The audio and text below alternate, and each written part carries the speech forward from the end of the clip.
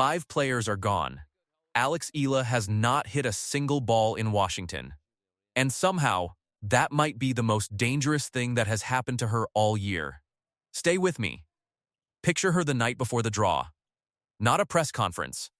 Not a highlight reel. Just a hotel room in Washington, D.C., a phone lighting up with match notifications from a tournament she has not even entered yet, and a mind trying to do the one thing professional athletes are trained never to do: calculate a path before the first point is played. She knows the names that have withdrawn. She knows what that could mean. And she knows, better than anyone watching from outside, that knowing too much can be its own kind of danger. This is the William H.G. Fitzgerald Tennis Center. Hard court, heavy DC summer air. The kind of heat that turns a 3-set match into a war of attrition. Just weeks ago, Eala was on grass, chasing history at Wimbledon, unburdened, unscouted, unexpected. Now the surface has changed beneath her feet. And so has everything else. The crowd here will not be surprised by her.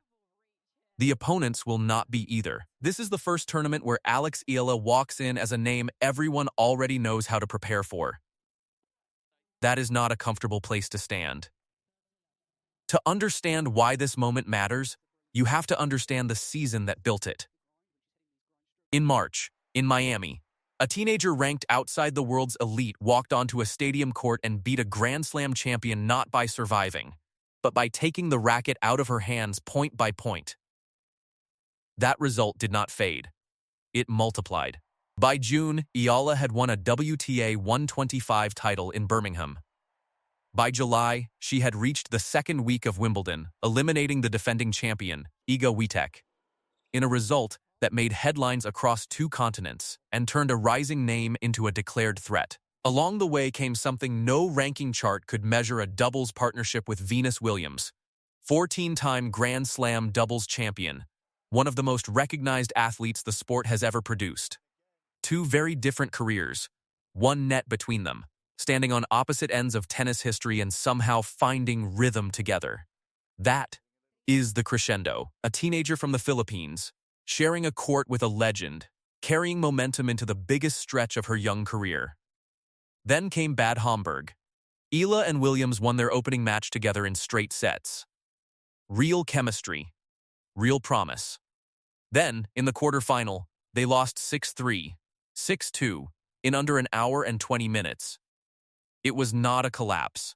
It was a legitimate defeat against a pairing playing tighter tennis on the day, converting break points Eala and Williams simply did not. No excuses. No asterisk. Just a result that showed the partnership still had distance to travel. And 2 weeks later, at Wimbledon, in singles, the player who ended Eala's own tournament run was Jasmine Paolini, one of the very names now missing from the Washington entry list. Here is the paradox. The setback did not make Eala less relevant. It made her more dangerous. Because now the player who beat her in London is not standing across the net in Washington. Neither is Marta Kostyuk. Neither is Iva Jovic. 3 players once projected to hold seeded positions have withdrawn, and reportedly 2 more names have dropped as well. 5 gone. 5 replaced. The tournament did not lose players, it changed shape. Qualifiers, wildcards, and lower-ranked entrants have filled every space. Washington did not create 5 empty chairs. It created 5 new unknowns, and unknowns cut both ways. This is why the story travels beyond a tennis scoreboard. Because underneath the seeding charts and the withdrawal list is something every person watching has felt at some point: the moment when the door you have been waiting for finally cracks open. And instead of relief, you feel the weight of it. The fear of wasting an opportunity is sometimes heavier than the fear of failing outright. A nation of tennis fans in the Philippines is not just hoping Eala wins matches. They are hoping she can carry expectation without being crushed by it. That is not unique to sport. That is universal. Because make no mistake, nothing here has been handed to her. The Mubadala DC Open is a 28-player draw. Only the top 4 seeds receive a first-round bye, stepping straight into round 2 while everyone else fights from the opening match. Eala is not seeded. She never was in this tournament. Which means even with 3 seeds gone, she still opens her campaign in round 1, against an opponent who could be a qualifier with nothing to lose. or a dangerous unseeded player just as capable of ending her week in straight sets. And the seeded players who remain are not a soft landing for anyone. Jessica Pegula, the world number 3, controls rallies with a patience that turns hesitation into a losing habit. Naomi Osaka can end a point with a single strike before her opponent has finished setting their feet. Leylah Fernandez, the defending champion here, is proof that this tournament rewards fearless tennis over favorites. Alina Svitolina, Diana Schneider, Madison Keys, Anna Kalinskaya, Emma Navarro, none of them are background names. Any one of them could remove Alex Eala from this tournament in under 2 hours.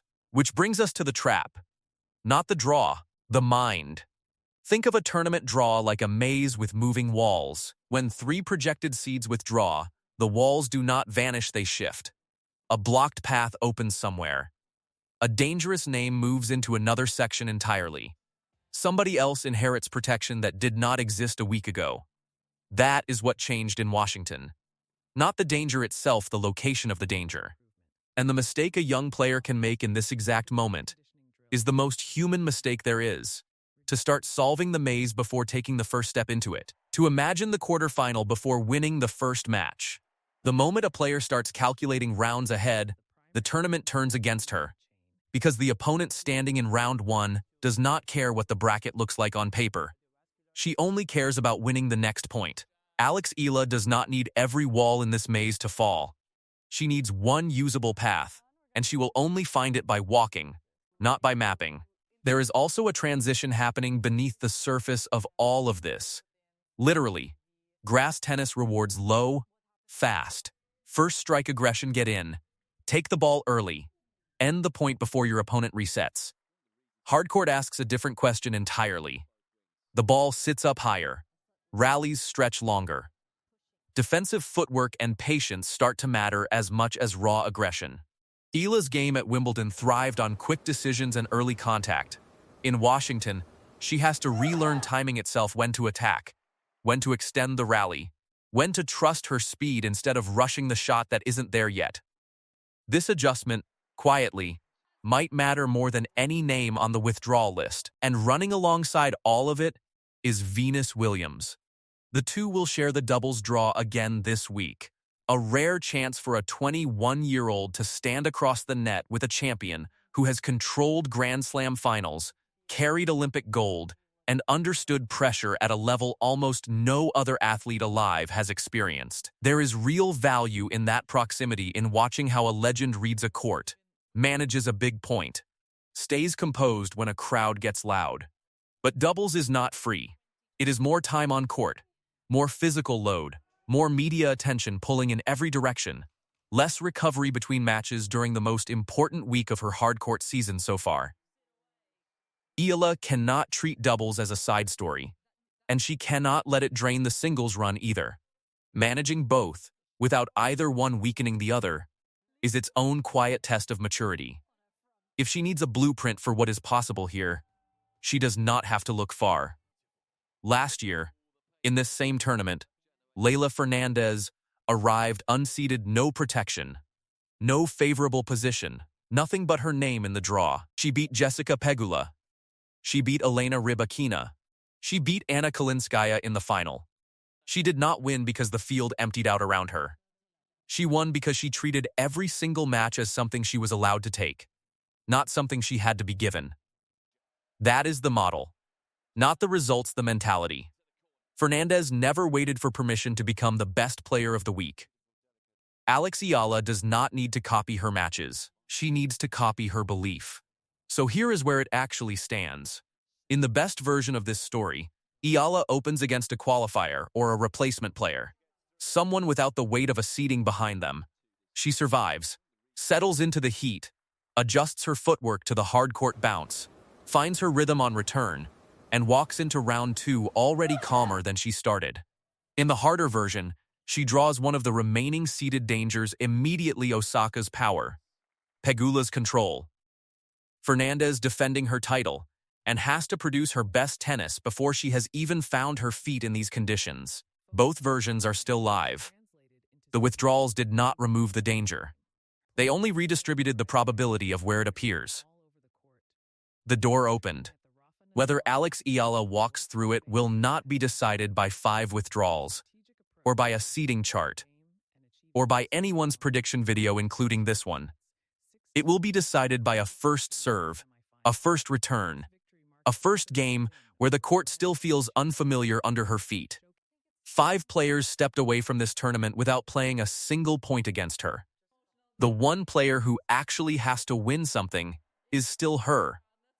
So tell me, would you rather see Alex Eala open against a lower-ranked replacement and build her rhythm quietly, or draw one of the remaining seeds immediately and make an early statement in front of the whole tour? Put your answer in the comments, because in a few years when everyone knows this name, you'll want a record of when you knew first.